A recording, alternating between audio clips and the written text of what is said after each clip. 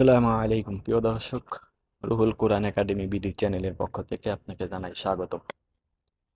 সম্মানিত দর্শক, আমরা শুরু করছি শব্দে শব্দে অর্থ বুঝে নামাজ পড়া ধারাবাহিক ক্লাস। আমরা একটি ক্লাস শেষ করেছি, যে ক্লাসের মধ্যে আমরা তাকবীরে তাহরিমা নিয়ে কথা বলেছি। আজকে আমরা কথা বলবো সানা নিয়ে, এবং সানার প্রতিটি শব্দের অর্থ, শুধু শব্দ নয়, অক্ষরের ভিতর থেকে অর্থ বের করে আমরা শেখার চেষ্টা করব ইনশাআল্লাহ। নামাজে তাকবীরে তাহরিমা বাঁধার পরে আমরা কি পড়ি? সানা পড়ি, সুবহানাকাল্লাহুম্মা করি। এটা পাঠ করা সুন্নাতে মুআক্কাদা। এটি নামাজের শুরুতেই পাঠ করতে হয়। কেন আমরা এটি পাঠ করি এবং এর গভীরতা বা এর গভীর তাৎপর্যতা কি? 1 নাম্বার, আল্লাহর সাথে সরাসরি কথোপকথনের অনুমতি চাওয়া। আমরা যে নামাজের মধ্যে আল্লাহর সঙ্গে কথা বলছি, সেটার অনুমতি আমরা চাই এই সানার মাধ্যমে। নামাজ হলো বান্দা এবং আল্লাহর মধ্যে একটি একান্ত বৈঠক বা মিরাজ, যাকে বলা হয় সাক্ষাৎ। আমরা যখন নামাজের শুরুতে আল্লাহু আকবার বলে হাত বাঁধি, তখন আমরা দুনিয়ার সব কিছু থেকে বিচ্ছিন্ন হয়ে আল্লাহর দরবারে হাজির হই। সানা পড়ার উদ্দেশ্য হলো আল্লাহর গুণগান গেয়ে এই মহান দরবারে কথা বলার অনুমতি নেওয়া। এটি রাজাধিরাজের সামনে কথা বলার আগে তার যথাযথ প্রশংসা করার মতো।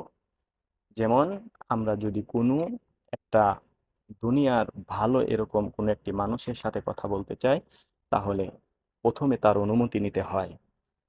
ঠিক তদ্রূপ আমরা সানার মাধ্যমে আল্লাহর সাথে কথোপকথনের, কথা বলার একটি অনুমতির মতো আমরা এটাকে কি করি? ব্যবহার করে থাকি, পাঠ করে থাকি। 2 নম্বরে, অন্তরের পবিত্রতা ও বিনয় সৃষ্টি। সানার প্রতিটি শব্দের গভীর অর্থ রয়েছে। আমরা যখন বলি সুবহানাকাল্লাহুম্মা, হে আল্লাহ আপনি অতি পবিত্র, তখন আমরা স্বীকার করি আল্লাহ সব ধরনের দোষ ত্রুটির ঊর্ধ্বে। এর মাধ্যমে নিজের মনের অহংকার দূর হয়। এই যে আমরা যে বলছি সুবহানাকাল্লাহুম্মা, যে আল্লাহ অতি পবিত্র, এর মাধ্যমে আমাদের এর মাধ্যমে আল্লাহ সব ধরনের দোষ ত্রুটির ঊর্ধ্বে একথা প্রমাণ হয়।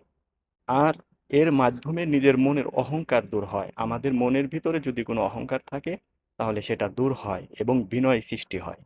কারণ যার প্রশংসা করা হচ্ছে তিনি মহান, আর যে প্রশংসা করছে সে এক নগণ্য গোলাম। 3 নম্বর কারণ হচ্ছে মনোযোগকে স্থির করা। নামাজের শুরুতেই সানা পড়লে মস্তিষ্ক ও মনকে দুনিয়ার চিন্তা থেকে সরিয়ে নামাজের দিকে নিবদ্ধ করতে সাহায্য করে। এটি শুধু একটি মানসিক প্রশান্তির মতো, যা আমাদেরকে জানায় যে এখন আমি এক মহান সত্তার সামনে দাঁড়িয়ে আছি।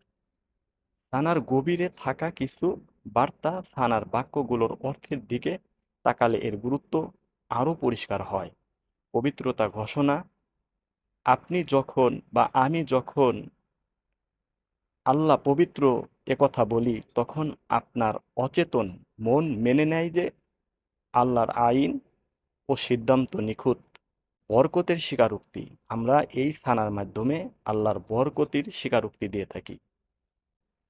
ওয়াতাবারাকাসমুকা, আমরা যখন বলি ওয়াতাবারাকাসমুকা, আপনার নাম বরকতময়। আল্লাহর নামের বরকতেই নামাজে একাগ্রতা আসে এবং আমলটি কবুল হওয়ার যোগ্যতা পায়। তারপরে আল্লাহর শ্রেষ্ঠত্ব ঘোষণা করা। ওয়াতাআলা জাদ্দুকা, আপনার মর্যাদা সর্বোচ্চ। এটি পাঠ করার সময় মুমিনের মনে আল্লাহর ভয় ও ভালোবাসা একসাথে কাজ করে। তারপরও হচ্ছে আল্লাহর একত্ববাদ। ওয়ালা ইলাহা গয়রুকা, আপনি ছাড়া আর কোনো মাবুদ নেই। এটি তাওহীদের ঘোষণা দেয়, একত্ববাদের ঘোষণা দেয়, যা আমাদের ঈমানকে নবায়ন করে, নতুন করে জাগ্রত করে। আমাদের অন্তরে ঈমানের নতুন এক নবায়ন, ঈমান জাগ্রত হয়। 4 নম্বর, শয়তানের কুমন্ত্রণা থেকে সুরক্ষা।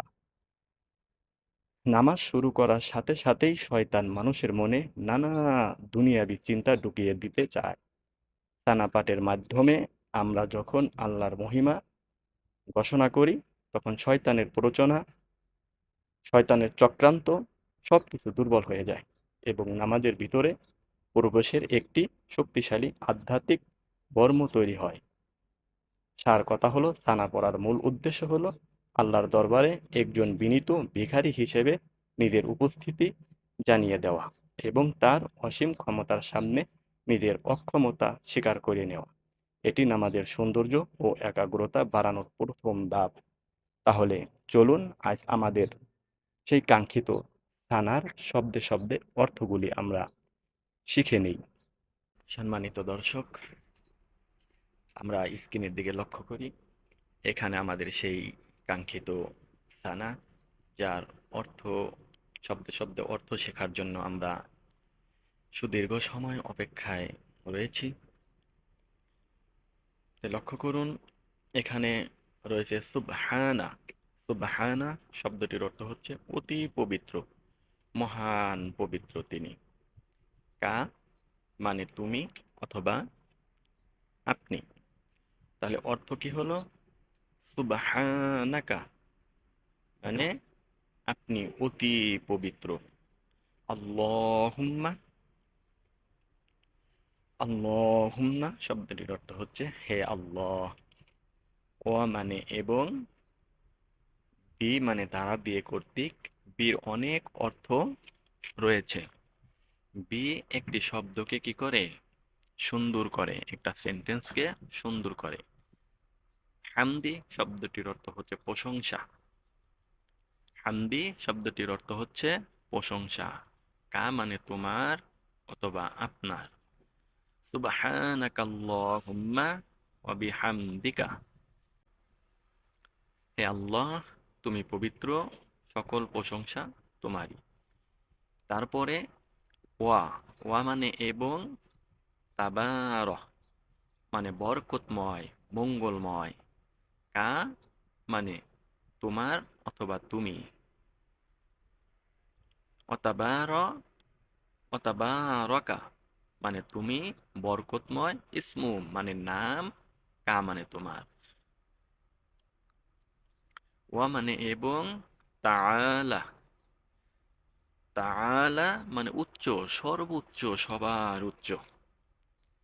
জাদ্দু মানে মহিমা। ওয়া মানে এবং, লা মানে নাই, ইলা মানে কোনো সত্য ইলাহ। গয়রু শব্দটির অর্থ হচ্ছে ছাড়া বা ব্যতীত। কা মানে তুমি অথবা আপনি। তাহলে আমরা অর্থ কি পেলাম? সুবহানাকাল্লাহুম্মা ওয়া বিহামদিকা ওয়া তাবারাকা ইসমুকা ওয়া তাআলা জাদ্দুকা ওয়া লা ইলাহা গায়রুক। হে আল্লাহ তুমি পবিত্র, সকল প্রশংসা তোমারই, তোমার নাম মঙ্গলময়, তোমার মহিমা অতীব উচ্চ, তুমি ব্যতীত অন্য কোনো উপাস্য নাই। সম্মানিত দর্শক, আজকের এই শব্দে শব্দে সানার অর্থের মাধ্যমে আমরা আজকের ক্লাসটি এখানে শেষ করব। যাওয়ার আগে একটি কথা, যেটা না বললেই নয়, আপনি এই ভিডিও থেকে কি শিখতে পারলেন? যদি এই ভিডিওটি আপনার কোনো উপকারে এসে থাকে, এখান থেকে যদি আপনি কোনো কিছু শিখতে পারেন, তাহলে অবশ্যই আপনার পরিবার পরিজনদের সাথে, যাদেরকে আপনি চান যে তারা সঠিক পথে ফিরে আসুক, তাদেরকে দেখার সুযোগ করে দিবেন। আসসালামু আলাইকুম ওয়া রাহমাতুল্লাহ।